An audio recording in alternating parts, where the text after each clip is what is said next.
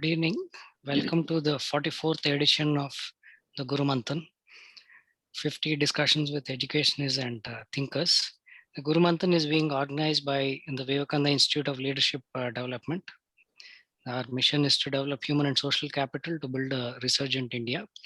We work with multiple sectors across the government, NGOs, corporates, and the community. This particular series of lectures, the Guru Manthan, is a platform for teachers to discuss, share, and debate and learn from diverse experiences.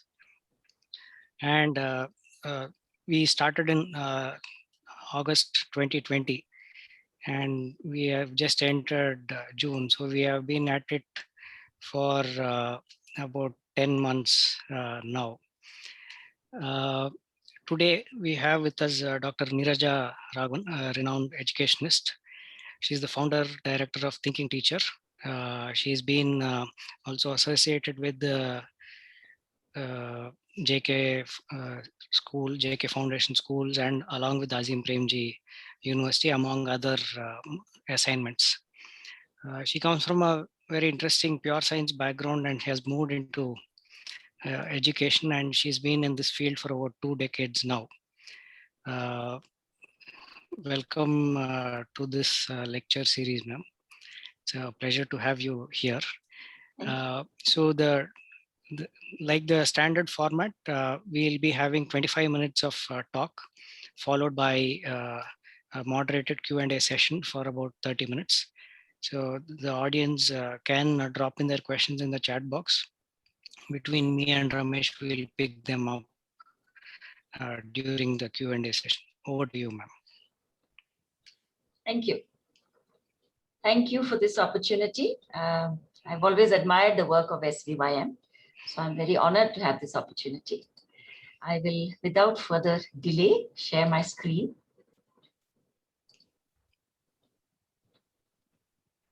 So I think we have a lot of teachers in the audience, is what Praveen told me. So I thought I could speak on reflective writing for teachers. Why, what, and how? As you know, I run an enterprise called Thinking Teacher. And maybe this is a question in some teachers' minds. Why should a teacher reflect at all? So I think we will all agree that the repetitive nature of a teacher's job, it's very easy for us to start falling into a set behavior pattern because we have the same syllabus. It doesn't change that often, more or less the same textbook. We just get a new bunch of students every year. And we can become very practiced and so efficient in the art that we stop thinking about it. And a teacher who stops thinking is a very dangerous teacher to have, because a teacher who doesn't think, you can be sure the students of that teacher also don't think. That's the last thing we want. So just a bit of reflection can turn things around. And when a teacher reflects, students may also begin to reflect. And isn't that what we want? And I think we all know what is the result of not reflecting at all. So I would like to share with you a little story here. When I was teaching in the Krishnamurti Foundation School years ago, I was assigned to teach science to grade 6. And that was the first year that the students had 3 books for physics, chemistry, and biology. And until then, they had learned EVS or science, whatever. So as you know, I have done chemistry. Chemistry was my love, thanks to my teacher in school. So I didn't have any problem preparing for the chemistry lessons. In fact, I didn't prepare. I would just look at the book and say, okay, I'm going to teach this tomorrow. Physics, I had a set of very bad teachers. So I was very afraid of physics. So I worked hard to prepare for every physics class. I would have to learn the content. Biology I had not even taken in school. It was an elective. So biology I had to start from scratch. And this was a Krishnamurti Foundation school, pretty well to do. In those days, we didn't have CDs. We had video cassettes. So I would take home video cassettes of David Attenborough's wonderful films. And I would watch them. And I would make notes. And the next day, I would show the film to the children. And we would discuss. And that's how we learned biology. At the end of the year, I asked the students, which was the most exciting? I think you can guess which of the 3 they found most exciting. biology. And I said, which was the most boring? I think again, you can guess. It was chemistry. My first love was the most boring because you see, I had stopped thinking about it.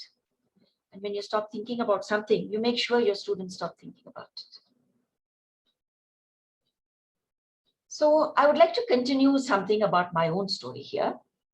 And this is as a kindergartner when I was 5 years old. You can see my gray hair. This happened more than half a century ago, but it is a very vivid memory for me. I was a scared 5-year-old who had been admitted to the kindergarten of a convent school in Delhi. And the only language I knew was Tamil. I had not even learned Hindi yet.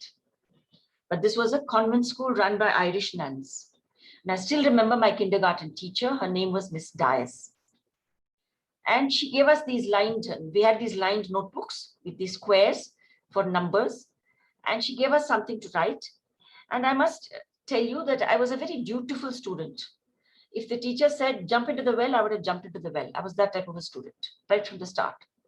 So here she gave us some work to do and I very dutifully did it, whatever I had to do. I forget what it was, maybe write the numbers 1 to 10 or 1 to 20. And I went and presented the book to her. She said something which I didn't understand. I think she said it in English. And she had this red pencil. She poked the first square of the paper. And she sent me back. All I could understand was I had done something wrong. I had to redo it. So I dutifully redid it on a fresh page. And I went up to her and gave it to her. Now she got, her temperature rose. I could tell from the tone in her voice that she was getting irritated. She spoke in Hindi. I could tell it was Hindi, but I didn't understand a word. It didn't make a difference. She poked the pencil hard into the paper, so hard that the paper tore. And she said whatever she had to say. I was miserable. I didn't understand a word. And I wished she'd tell me. I would have obeyed every word of what she said. I just didn't understand it. This happened 3 or 4 times. By the end, I was in tears and I gave up. I didn't know what I was doing wrong. And in my utter resignation, I left that first square blank and I started from the second square. I didn't even know what I was doing. I just did it. Because maybe she had poked a hole in the first square. I don't know. When I went and presented the work to her, she said, "Ah, there you are. You got it." I could tell from her sigh that I had done the right thing. To this day, I have not understood what was so sacred or sacrosanct about leaving that first square and why she had to make a 5-year-old so utterly miserable about it. But I do remember the fear. I do remember that she assumed I knew the language she spoke and our huge communication gap. And I do remember how rule-bound she was. And to this day, it is utterly incomprehensible to me. What does it matter whether you start in the first square or the second square? You should get your numbers right, is what I thought and still think. But why am I telling you this story? When I became a teacher, that scared 5-year-old was still inside me. She's still inside me now as I speak to you. Where did she go? She's inside me. And that rule-bound teacher who terrified me was still in my memory. She still is. So both of them, they influenced how I engaged with my students. Whether I was conscious of it or not, they influenced it. And as so much more from my past did. But was I aware of this when I first started teaching? No, I was not aware of it. I just plunged into the deep end and started teaching, as most teachers will find familiar. I have a question for you to think about. You don't have to answer it right away. Would it have helped if I was aware of it? If so, how would it have helped? Now, I'd like to share with you a research paper that puts this pretty well. It's called Telling Teaching Stories, and these are the authors. And it appears in this journal, and it talks of using personal histories in teacher education. One of the many valuable things it says is that teacher education is commonly seen as an injection, almost like a Covishield or a Covaxine. But teacher education is not an injection. It's not a one-time shot. It's a continuum. It is lifelong. And education, it defines as more of a process of rethinking and rebuilding the past. It says at every moment in our lives, whether we are in class or not, Our entire person is there. Our past is there. Whether we acknowledge it or not, it is there. So for example, when I taught chemistry to 8th graders, the subject that I specialized in, I could not leave my past out. No one can. Carried it with me always. And naturally, this influenced how I taught. Fortunately, that scared 5-year-old and that terrifying kindergarten teacher was not the only influence I'd had, obviously. There were a myriad of influences. I had a fantastic teacher in my 9th grade. In my days, we started chemistry only in grade 8. And when I came to grade 9, I had a different chemistry teacher. And her impact on me was such that after her very first class, she taught us, she walked out of the room at the end of 40 minutes. And I turned to my friend and I said, do you know what I'm going to do in college? I'm going to do chemistry. That was the impact she had on me. And I loved her classes and I waited for chemistry and I could eat chemistry, I could drink chemistry. She made me love it so much. So I carried her too with me wherever I taught. And the rule-bound nuns of the convent school that I went to, they were always part of my past, part of my psyche, and so on.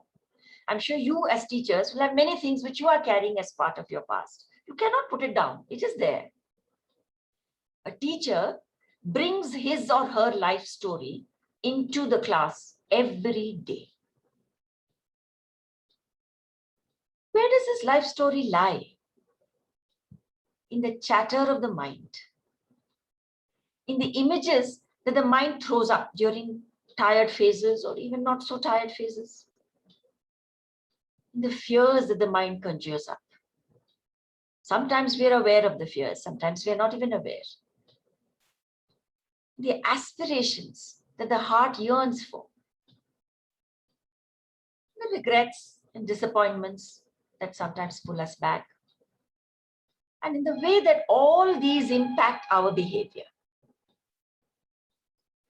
So my colleagues and I, we have always believed in the power of stories. So what did we do? We wrote a set of stories because we know that no teacher needs convincing that stories are powerful. Which teacher does not use storytelling, especially in a land of storytellers like ours? So we sat and compiled 10 stories about teaching and learning in the Indian school scenario. We said, this may help teachers to reflect. And these stories are basically fictionalized fact. What does that mean? My colleagues and I, we are 3 of us who wrote the book. We are all senior citizens, and we've all been teachers for decades. So we've got lots of stories in our kitty. But what did we do? We took some real stories, we added some fiction to it, and we made a new story. So we call them fictionalized fact, because no story in the book is entirely true, and no story in the book is entirely untrue. It's a mix. And we followed these stories in the second section of the book by discussions of the stories by different stakeholders. We wanted to model the kind of discussion that we would like teachers who read the books to discuss in their schools. It was intended, as I said, to provoke reflection. We find that teachers are reading these stories, quite a few of them. Just before the program started, Praveen told me about some teachers who've read the book and are part of this webinar now. But I wonder how many of you are discussing them. We didn't find too many people discussing them. So what did we do? We designed a board game.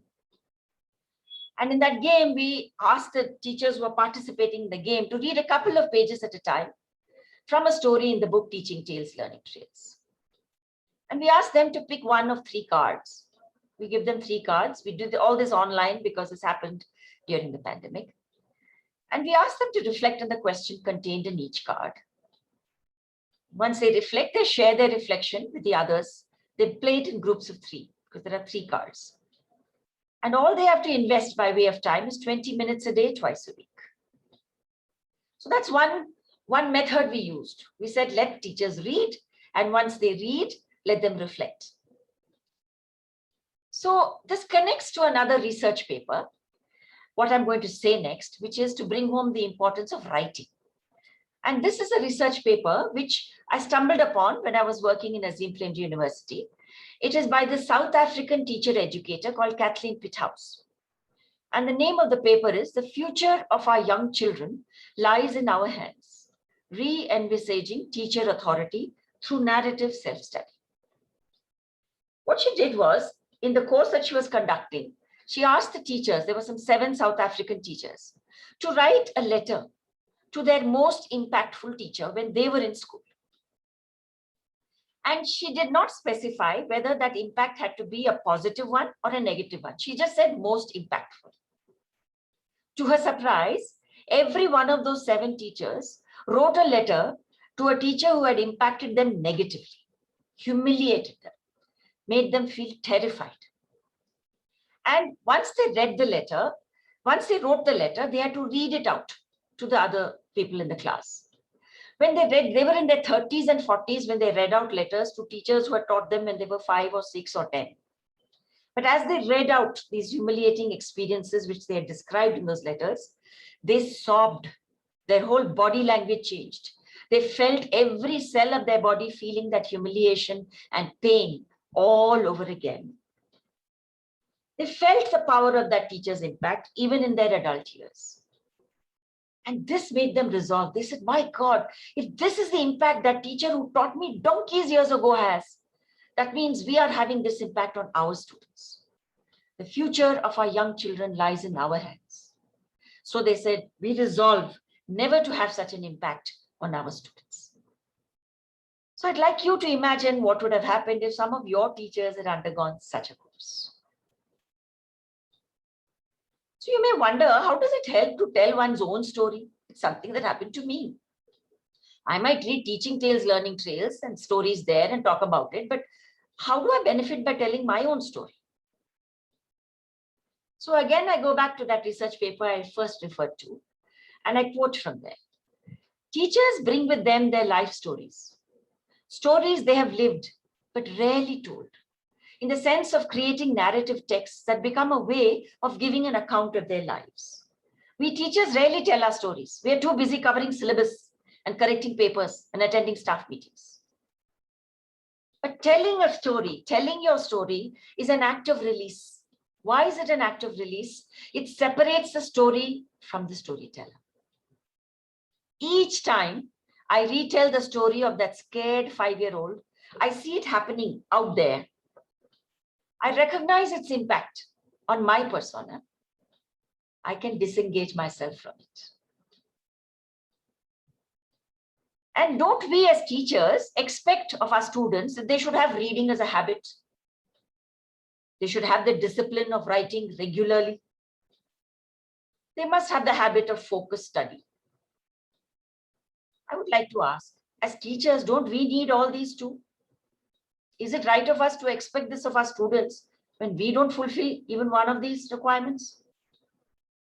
Why? Why don't we get to do these things? So now I come to, I think the answer to that question many of you would have had in your mind is, where do we have the time? So here we go. When can a teacher reflect? Teachers' tasks, include all these things. And I'm going to reel them deliberately very fast because that's the way a teacher's day is. Tuck, tuck, tuck, tuck, tuck. These are the things a teacher has to do. Here we go, here we go, here we go. Never-ending list of tasks. And today in the pandemic, we're adding more to them. So with all this and straining our eyes, with all the screen time, are you telling me, are you asking me, are you saying reflective practice is an added expectation? Where am I going to find the time with all these things? Very valid question. So I'd like to submit, reflection is like the background scale. That's why I have a picture of a tanpura here. You must have attended classical music concerts at some time or the other, or at least watched them on television. And when do you notice the tanpura? You notice it when the vocalist stops singing because the percussionist is adjusting the strings on his mridangam or his tabla. And that's when you hear the drone of the tanpura. And you say, aha, that's the scale. That was directing the pitch. Well, there is a drone going on in our minds all the time. And we notice it when our vocalist stops, when our chatter stops. And when do we really reflect? When the drone allows us to ask, hey, how should this be taught? I have to teach this particular topic today. Wonder how it should be taught. Why should I teach this? Just because it's in the syllabus? Why is it important for a student? How is it going to help the student to learn this quadratic equations formula? X is equal to minus B plus minus blah, blah, blah. What does it matter? And when is it best for them to learn it? Is it all predetermined by the syllabus, or can I think about this a bit? Is this really the right time to teach them this? How did my class go today? Why wasn't I getting the attention of many students in today's class? What went wrong? What did I assume about them? And when do I believe learning happens best? Do I have some belief about that? Am I acting aligned with my belief? Where can I go to develop better communication skills? I don't seem to be communicating well enough. How can I engage with the parents of my students so that they feel trusted? So that we are not India, Pakistan during parent-teacher meetings. We are both on the same side of the table. What can we do to enliven staff meetings? Just a few of these questions, if we start asking, can you imagine the vibrancy in our schools? Now I come to how can a teacher reflect? There are many, many ways. We are offering one online course as one way. And this is a course called Reflective Writing for Teachers. And it consists of 10 online classes spread over 5 weeks, where teachers read, they discuss, they reflect, and they write. They read from readings of writers like John Holt, Parker J. Palmer, Tara Westover. They watch TED Talks, some short clips, sometimes even just read newspaper middles. And we discuss student issues, parental concerns, report writing, what are a teacher's typical dilemmas, and we share different perspectives. And in this online era, we managed to get teachers across the country. So it's very refreshing for a teacher working in, say, in Chandigarh to talk to a teacher who's working in Kolkata or in Coimbatore. It makes a big difference. And they listen to each other, read aloud their writings. That is a new experience for them. You can visit this link if you feel like finding out more about it, but I will give you a glimpse of what the course intends. That's our brochure. It intends to nudge teachers to examine some of the influences on their thinking. It enables teachers to engage with teachers across the country for 2 hours every week, for a total of 5 weeks. They share their thoughts and experiences through their writings. They read what some educators across the world have written. Think about these readings and they write their own takeaway. So it's not just read and stop. You have to pause, read, reflect, and share your reflection. And this has done something to many of them. It sows in them a desire to use writing as a cathartic tool, if not a means of expression, documentation, leading to publication. So I'm going to share with you the teacher's own words, some of them. What this teacher experienced, a teacher who took the course recently, by getting in touch with my thoughts, feelings, and bodily sensations, I can come out of the conditioning, which I may have imbibed from parents, neighbors, or even my own self. Another teacher who took the course a little earlier says, it has helped me put my thoughts in writing, which is otherwise difficult for me. It encouraged me to make observations about my past and present experiences. It helped me become self-critical. I can honestly say that I don't remember when I had written last. I'm basically a science graduate with an honors in chemistry. One thing that reflective writing taught me is to see things from the other's perspective. It forces teachers to think and share, which is what we would want our students to do. And some of the outcomes are, one of the most difficult assignments in this course is when teachers are asked to define what education is. It's very difficult for an educator to define what education is. Everyone can define what education is not, but what it is, they found it very difficult. So here is what one teacher who took the course last year said. Education for me is awareness, being aware about myself, people, and the environment around me. We must create breathing space for every thought or opinion to grow respectfully. Our education should create an environment where we can grow and flourish with differences of opinion without hurting each other. Doesn't that sound like a wonderful world? Another teacher said it gave some belief in himself. This course has not just made me write a lot, but has also made me believe that I could write. I don't know the meaning of Akka. This is a teacher from Sikkim. But thank you, Akka, for making me believe that I can write. Another teacher, also a male, he's found it permeating his everyday life even as the course drew to a close. This course has also taught me, he says, to live in the present moment. Reflecting on my past experiences and reliving those moments have helped me to be aware and alert of the present moment. The effect of this course on me has been such that in the midst of daily activities, I find myself pausing for a while and distancing myself from me so as to be aware of my feelings and present experience.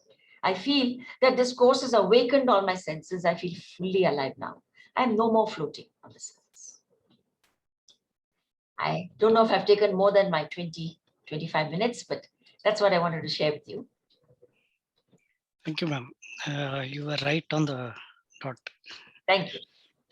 A couple of quick questions Yeah. before we start off with the questions from the audience. Yeah. When we talk about reflective teaching, it also, in several books that I have come across, reflective practices also sort of go hand in hand with mindfulness. Yes. Can you elaborate a bit on that? Yeah. So what is mindfulness? It's basically being in touch with the now. That's the simplest way I can define mindfulness. Yeah. And being in touch with the now means not only being in touch with what is happening outside me, it's also being in touch with what is happening inside me. You know, like I still remember in my early days when I was being asked a question by a student, I would freeze because I'd be so scared. If I don't know the answer, what am I going to do? And I recently dug up a diary of my early days of teaching. And I found I've very honestly written there that even the questions I know the answers to, because I get numb, I'm not able to answer. And then later I remember, I know the answer. So I think even that awareness is helpful. You know, if even one knows that I don't have to whip myself for not knowing the answer, it's this fear which is gripping me in the now, which is making me forget the answer. If I'm even aware of that, I'll be able to pull myself back and say, just give me a minute, and maybe I'll get the answer, or I'll even tell you tomorrow. That's I think mindfulness. An example. Oh. The second question which I wanted to ask was, the NCFTE, when it came out, it announced the goal of creating human and reflective teachers. That was the intent of the National Curriculum Framework. Now, are we sort of using the word reflective teachers loosely, or have we sort of put it in the right context? And how do we, as trained teachers, someone who is already working, how do we create spaces for this reflection in a functional school setup? So the first part of your question, I cannot answer how they use the word. I can tell you how I use the word. Yeah. Okay. And I would say that my answer to that is going to be connected to the second part of your question, which is how in a school can you create a space for this? So I think most of us as teachers, we are implementers. We are given a textbook, we are given a syllabus, we are told what to teach. We are even in some schools told how much to accommodate in each period, because there are 5 sections and all sections should be on par. So if you're teaching sections A, B, and C, the other teacher is teaching D, E, and F. So all of you have to be on par. So you're programmed. You can't even question what is being taught. You can't question whether this is the right textbook. You can't question the sequence of topics, but you're expected to be a reflective teacher. I think this is it's just, lip service. If you want a teacher to nurture critical thinking, reflective thinking in students, please give that room for the teacher first. Allow the teacher to question, why are we having a staff meeting today? Or what, may I suggest some items for the agenda of today's staff meeting? Why are we teaching this particular topic at this level? Can we switch it to another level? Give teachers a voice. When you don't do that, you make teachers very obedient implementers. You can be sure they will do the same with their students. You will get obedient implementers.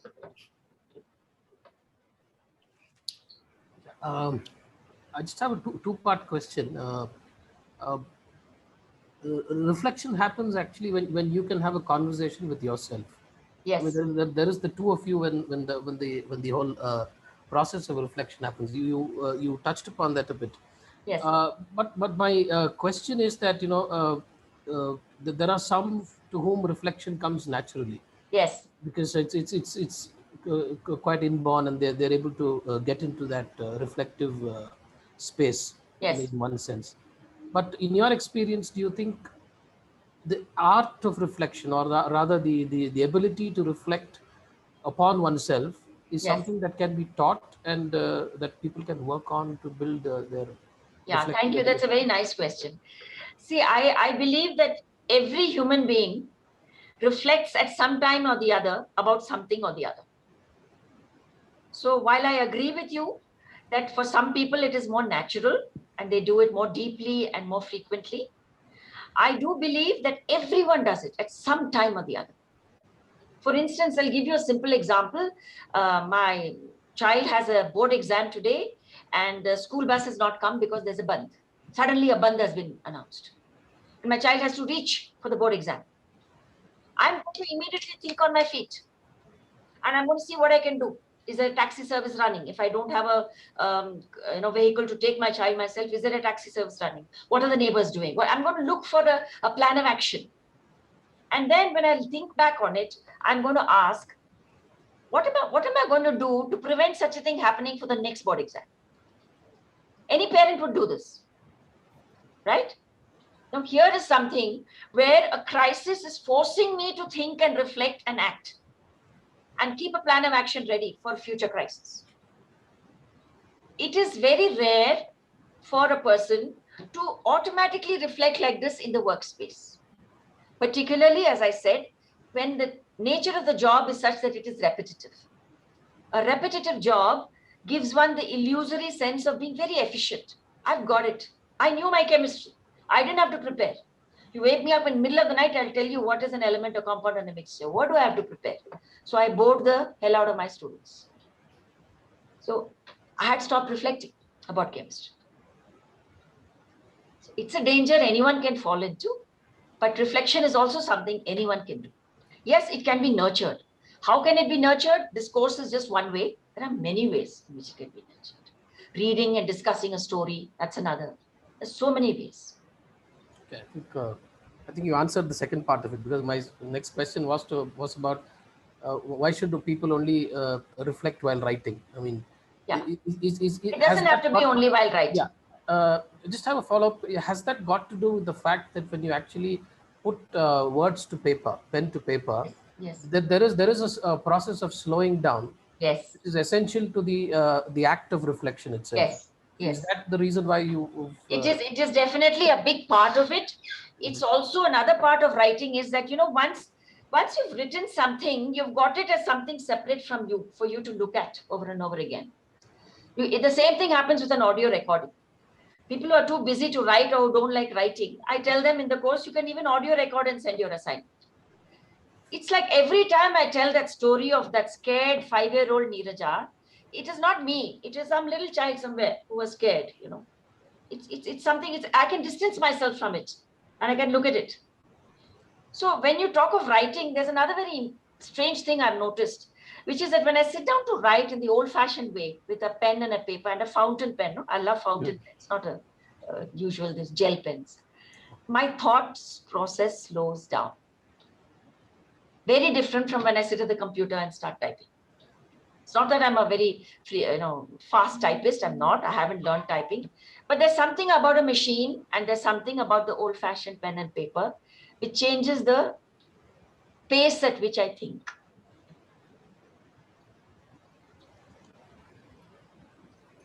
Another question from the chat box, ma'am, Yeah.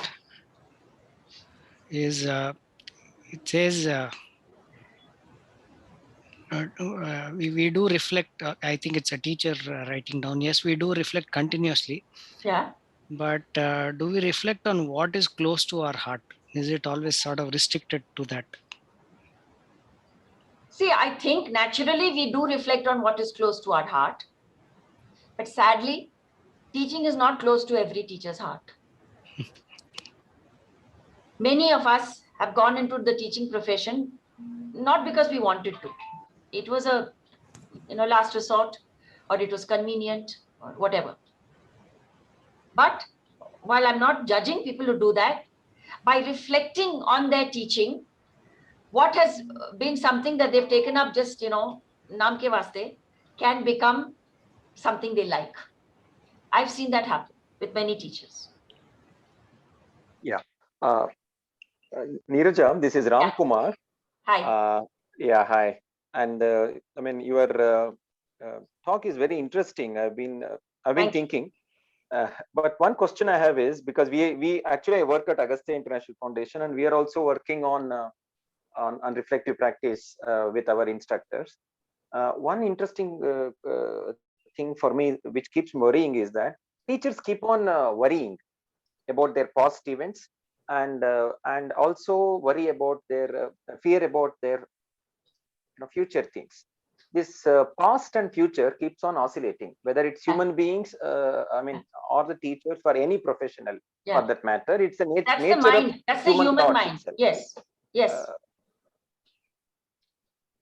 So what's your question? So how do we really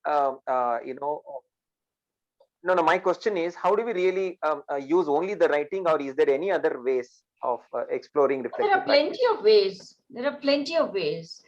Writing is what I'm talking about today, but there are plenty of ways. I mean, I remember in the Krishnamurti Foundation School, we used to have staff meetings where we didn't just discuss functional things. When is annual day, and who's to be promoted, and when who's going on holiday, who's substitution. We kept those things for functional meetings. Our staff meetings were reflective discussions. But for that, one has to create a non-judgmental space where even the quietest person will feel free to speak. And one can raise such questions like, what is bothering you? What are you scared of? What are you scared of in the future? What are you sad about from the past? The one can play games. We used to play games in the Krishnamurti Foundation School, Rajghat. Every Thursday we used to meet, and we used to call it playful awareness and reflection. And these are different ways. I mean, you can do all kinds of things. You can just get them to read an interesting piece, a poem, and then reflect. You don't have to be literary to reflect on a poem. You can just say where it connects to you. There are plenty of ways. Interesting. Thank you. I just had one thought, and then if you could take it from there. The way I see it, because I do a fair amount of reflection myself, is that the past is a the past is a wound that is still in the present, in one sense. Yeah. You spoke about how the 5-year-old girl still lives in you. Yeah. So many years later. But don't you think that that wound that comes from the past and is fresh in the present needs a little bit of healing, even if it leaves behind only a scar tissue, for you to be able to to reflect and move to the stage of awareness? I just wanted to. Absolutely. So how does one do that healing? The example I gave you of the South African teachers, by writing a letter to the teacher who humiliated them the most, they had some amount of healing. They never sent that letter to the teacher. But just by doing that, it was cathartic. They had put it out, So that gave them some release. And now they were able to view it as, whenever I remember that scared 5-year-old Neeraja, I tell myself, that's just a thought. It's not the reality now. It's a thought. And what can I get from that thought? I should not terrify my student the way that teacher terrified me. I should not assume my student understands English and Hindi. And I should be humble enough to see what is the language my student understands and speak that language. Ma'am, one question which is not from the chat box. It's actually a question on your book, which I found very intriguing, and that was the reason I picked it up. The question goes like this: is there a way of exploring the work of students beyond just right and wrong? So this is from your book on the reflective learner, where you talk about how mistakes need to be understood just beyond being marked right or wrong. Could you elaborate on that a bit? Yeah, so this was if I just give you a little background to that book, the idea for that book came from my co-author of Teaching Tales, Learning Traits, Kamla, who taught for decades in the Krishnamurti Foundation School, Chennai. And when I was preparing some module for a teacher development workshop, she shared with me the notes she had made of one of their staff meetings. And they used to have theme-based staff meetings. So this also answers Ramesh's question about how can one, reflect. They would have a theme-based staff meeting, and one of the themes was mistakes. And so she shared with me the notes, which was like, why do children make the same mistake over and over again? Why do children make fewer mistakes in the games field than in the classroom? Why do adults find it tough to acknowledge mistakes, but children acknowledge it easily? It had beautiful questions. I no sooner did I read those questions and I got very excited. I phoned her, I said, Kamla, we have to do something with this. So we started developing a workshop, and then we said we can develop a whole course. And that was what gave rise to the idea of mistake. It's not a mistake. There's something we have missed as a takeaway from that. Because by definition, nobody makes a mistake knowing it is wrong. I think it's right. That's why, I thought it was right to put the number in the first square. I didn't know it was a mistake to leave the first square out when I was 5 years old. So if we can get into the logic of the child, the student, and say, what made you write that, in a very non-judgmental way. Not why have you written this? Now, why didn't I teach you? What's wrong? Not that. But what was your thinking? Let me understand. So when we try to understand the thinking that went behind a student's mind, in a student's mind, when they wrote that mistake, there is a lot of learning which can happen. And then we do go beyond right and wrong. One of the examples in that book is of an English teacher who found that his students were not writing well enough. So he started giving them a rubric for them to self-assess their own writing. And when he found that the rubric, they were getting too dependent on it, he started making it a little tougher. In the margin, he would just write SP. He would not say which of the spelling was wrong. Or he would write GR for grammar. He would not say where the grammar was wrong. So they would have to think where they've gone wrong, and they would have to correct it. And then he found that those who were not writing so well were now writing much better. They were writing more complex sentences, but the number of errors was increasing. So if you looked only at the number of mistakes, they were doing worse than before. But he thought deeply. And he said, when you go from writing simple sentences to complex sentences, you're bound to make more mistakes, right? But the fact that you have got the confidence now to go from writing simple sentences to complex sentences, doesn't that show that you're becoming a more confident writer? So that chapter is called Two Wrongs Can Make a Right. It's not always true that more mistakes means you're doing worse. You're doing better because you're confident enough to try and write complex sentences. There is a comment and a question appended to the comment. So it says that reflection need not be only negative stories. Yes. Even positive stories could Yes. be a ground for reflection and self-improvement. Yes. And your thoughts on that? I think that's one of the absolutely. Absolutely. Reflection need not be only negative. It can be positive. So every time I tell this story to my teachers in my course, they get charged. So if, pardon me, I'm going to share it with you too. It's a positive story. Okay. So to continue the story of my chemistry teacher, she impacted me so much in the 9th grade that I wanted to eat chemistry, drink chemistry, and live chemistry. And every evening when I would pack my bag according to the next day's timetable, if there was a double period of chemistry, the double period would shine like it had a luster of its own. And I would wish all the 8 periods had chemistry. And anyway, so that's how it went. And then in my days, we had only up to 12th grade, only up to 11th grade. We didn't have 12th. And in my days, we had Doordarshan on TV and Doordarshan. We didn't have all this, what you have now, cable. So we watched a program on Doordarshan when I was in the 11th grade. by which time all my classmates knew that I was burning with this zeal for chemistry. I had dreamed of becoming a famous chemist one day and discovering an element called neerajanium. I had decided everything. So there we went. I saw this program on Doordarshan where the PhD chemistry scholars of Delhi University were being interviewed. And whether you understand Hindi or not, you will understand exactly what they were saying from my body language. They were being questioned about their choice of career. And they said, हमको कुछ नहीं मिलेगा, नौकरी नहीं मिलेगी, पता नहीं हमने क्यों PhD लिया है, chemistry पता नहीं क्यों कर रहे हैं. They were like, they could have just dropped dead. They were wilting. So having watched that program, I went next day to school and my friends surrounded me. They said, did you watch the program yesterday? I said, yes, I did. They said, so what are you going to do in college? I said, chemistry. They said, are you nuts? Didn't you see that program? You're not going to get any job. And I will never forget what I answered. I said, you don't understand. I'm not doing chemistry to get a job. I'm doing chemistry because I love chemistry. Every time I tell the story, I get goosebumps. That's the impact my teacher had on me. That's the impact of reflecting. That is why I get charged every time I teach chemistry. So it is not only negative experiences which help you to reflect. Positive experiences. I mean, she gave me, my chemistry teacher gave me the urge to study chemistry. And when I finished my MSc, she gave me the urge to become a teacher. I thought if my teacher could impact me like this, wouldn't it be wonderful if I could impact people like this? And that's why I chose to be a teacher. There is this, you know, a child is, it's not just the teacher who influences the child. There is the parent, parental influence as well. Yes. There is the influence of the ecosystem, the environment in which they come out, and all of that.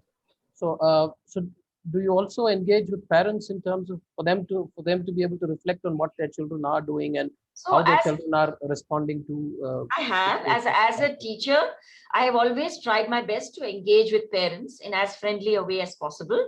But as a teacher, it is not always in the teacher's hands. It depends a lot on the management. It depends a lot on the school's policy, how they deal with parents. So there are schools and there are schools, you know, there are schools where the parents just stand at attention in front of the principal and the teacher. They can't open their mouths. There are schools where the parents come and fight with the teacher. There are schools where the parents and the teachers, they really have a dialogue. So it's not enough if the teacher wishes to have a friendly relationship with parents. It's not all in the teacher's hands. There's a nice comment in the chat box thanking you for feeding everyone with neerajanium. My pleasure. My pleasure. Yeah, there's a question about is introspection and self-reflection, are they the same? I think they're pretty close, yeah. I would introspect, I would use the word introspect when, for instance, you know, at the end of every run of my course, I ask my teachers to give me a feedback form. I give them a Google form and they write their feedback. So when people write very positive feedback, of course, it's very good for my ego. I feel very happy. But when they write negative feedback, I introspect. So that's when I use the word intro. I say, now, what did I do wrong? What could I have done better? What did I do wrong? What could I have done better? It can also be called reflection. But in an introspection is usually triggered by something which makes you ask such questions like, what was my role in this? You know, how can I take care of my role in this? Like when you were saying, when Ramesh was saying that a child has so many influences. It's not just the teacher, it's the parent, it's society, it's television these days, it's internet, it's so many things. I can only take care of my zone. I'm not God.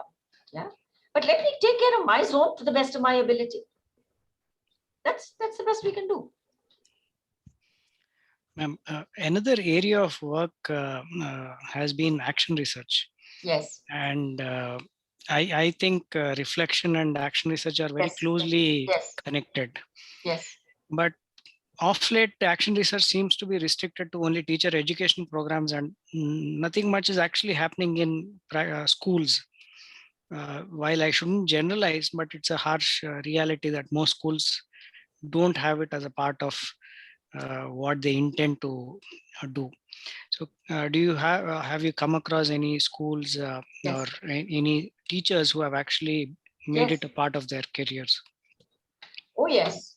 In fact, that is one of the programs we offer from Thinking Teacher. I have engaged with at least 5 schools and at least 20, 25 teachers who have conducted action research with my facilitation. And some have even presented them as papers in conferences. But all this requires a head of the school, a principal, who wants this kind of development for the teacher and is prepared to not only invest financially, but also to give the teacher time during the day to engage in this. Not say you find your time for it, then it won't work. There's another question. You had mentioned that your chemistry teacher was a big influence on you choosing that subject. The question is, what aspect of her teaching made you love that? Subject? So at the risk of sounding immodest, I must say that something has happened. Somebody's sharing their screen. I'm sorry. Yeah. No problem. So at the risk of sounding immodest, I must say that I use many more innovative methods to teach chemistry than my teacher did. Okay. But at that time, in that ambience, she shone like a beacon. And why? She was so clear. You know, I had physics teachers who would read from the book. Can you imagine teaching physics, reading from the book? And they would, make us mug up definitions and come to class and say, dictating notes in physics. Consider a candle. I remember thinking, I don't want to consider a candle. Why should I consider a damn candle? It makes no difference to my life. But we had a chemistry teacher who would so clearly explain without even looking at the book. In fact, she had an eccentricity. She would look up at the ceiling. She wouldn't even look at you. So she'd look up at the ceiling and she'd be teaching. But she was so clear that when I went home, I didn't even have to look at the book. I knew it. It was so clear. So she made the subject so easy. The chat box is getting burned up with all the with people saying they're already reflecting in one sense. Good. That's coming through. But I also want to bring this also bring it to some kind of a real life kind of where in one sense there is also this thought that reflection and slowing down, which go hand in hand, is kind of counterintuitive in one sense, in the present generation of thinking. Both of these things. So have you faced pushback, let's say, from teachers, institutions, parents, and all saying that? Why do you say it's counterintuitive? Can you just explain? Yeah, because I say today everything is about doing things in a hurry, getting things done quickly, or pushing the envelope in terms of doing more things. Yeah. But my understanding of reflection is that it necessarily requires us to actually slow down. Yes, it does. And therefore, in that sense, I said, it's counterintuitive versus the standard narrative of doing things. It's contrary to the standard narrative. It's contrary to the standard narrative. And I have had this discussion with heads of mainstream schools, alternative schools. And I have, in fact, found it's very ironical. In mainstream schools, teachers are running because their school has to get the inter-school competition prize, this trophy. They have to get all the first rankers. Their board exam results have to be the best, blah, blah, blah, blah, blah. In alternative schools, they're running because they have to have maximum innovation. They've got to have so much creativity. They've got to have lots of free expression by their children. Run. So everybody's running, but for different things. So I have raised this question to many heads of schools, even alternative schools, saying, where can you get your teachers to reflect if they're going to be running all the time? And many of them have acknowledged that, yes, that is a problem. And I must honestly confess that when I taught in a Krishnamurti Foundation school in Chennai, I was given class 6 science, class 8 chemistry, and class 11 chemistry. I managed for class 6 to be very innovative because there was no pressure. They didn't have exams. In that school, they didn't have exams till 8th grade. So I didn't have somebody sitting on my head saying, you have to finish this, you have to, examination pattern questions and all that nonsense. So I had a whale of a time. 8th standard, already I felt the pressure because that was the first year of exams.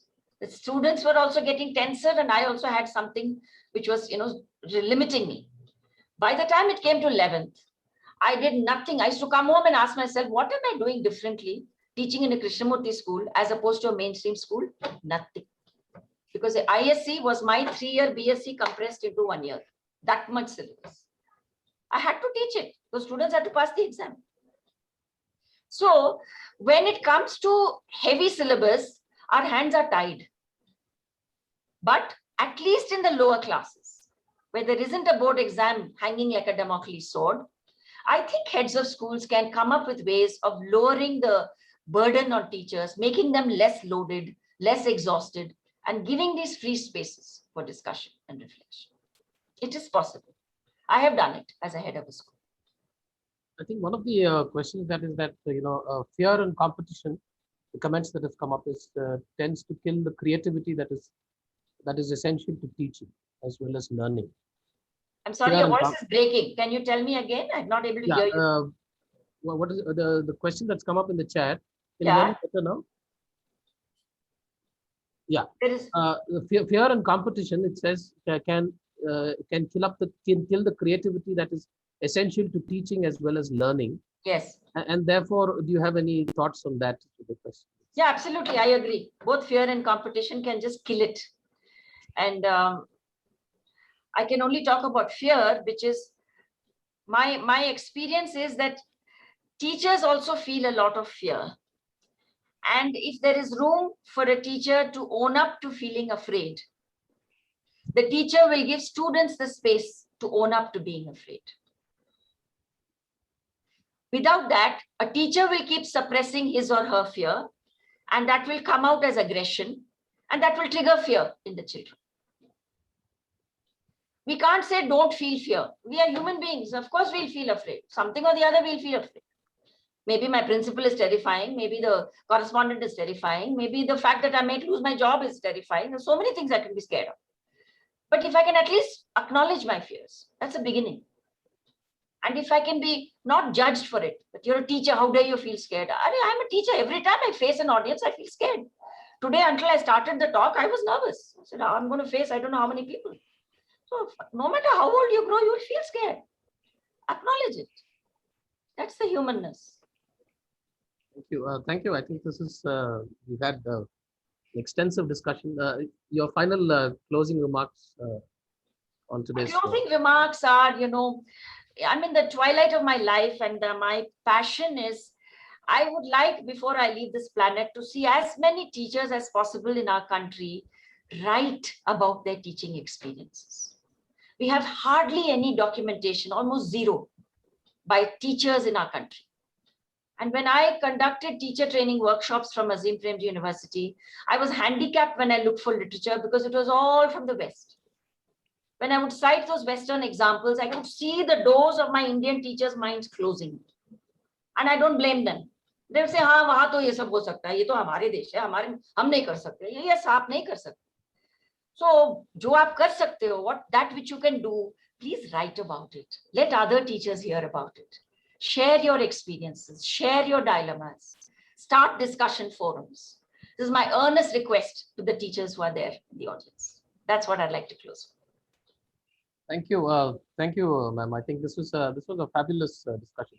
Incidentally, I was actually doing making a short write-up on reflection this afternoon. I mean, it had nothing to do with this one, but it had to do with some of the. So it's added to that this one, and I suppose I think I speak for everyone else in this, everybody in the audience, but I say I think we've had so much food for thought that it's going to take a long time for us to be able to digest it and then assimilate it and then Thank you. Practice.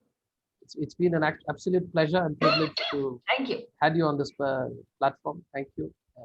Thank you so much. My pleasure. And thank you all, everyone who's been here. I think we've had another 250 people who have joined us, and therefore we've enjoyed bringing this to you. I'm sure you I've enjoyed it too. Thank you. Have a good evening. Thank you, ma'am.